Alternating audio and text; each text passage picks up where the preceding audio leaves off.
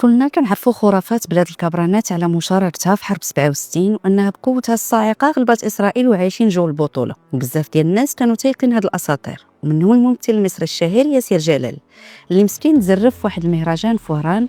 وهاشنو قال؟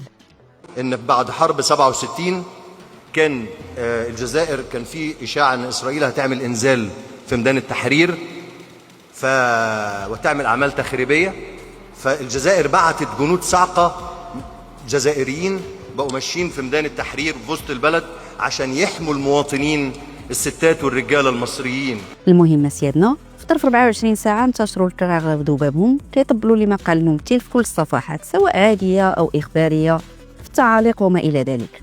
ولكن يا فرحه ما تمت.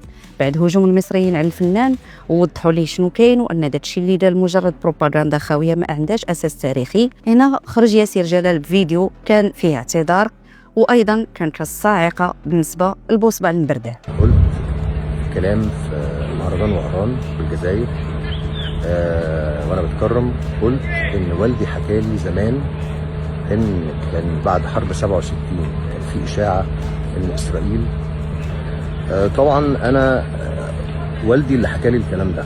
طبعا احنا في الفتره دي بعد حرب 67 طبعا كان في شائعات، كان في حرب شائعات كتيره، كلام بيتقال من هنا ومن هنا ومن هنا، فوارد يكون والدي اختلط عليه الامر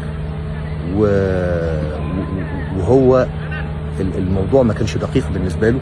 المشكل ماشي غير هنا، المشكل انه كهنة المراديه ما تفهمش عايشين في الاوهام وناشرينها وسط بوصبع المبردة، لا باغيين يعمموها ويخلقوا تاريخ اللي ما كاينش. ابسط مثال هو اللي وقع في هذا الشيء، وها هما تفضحوا اشر فضيحه، وكيف داروا خوتنا المصريين، كيفاش غينساو الكراغ لهذا الشيء، وكيفاش اصلا تقنعهم انه كذوب في كذوب.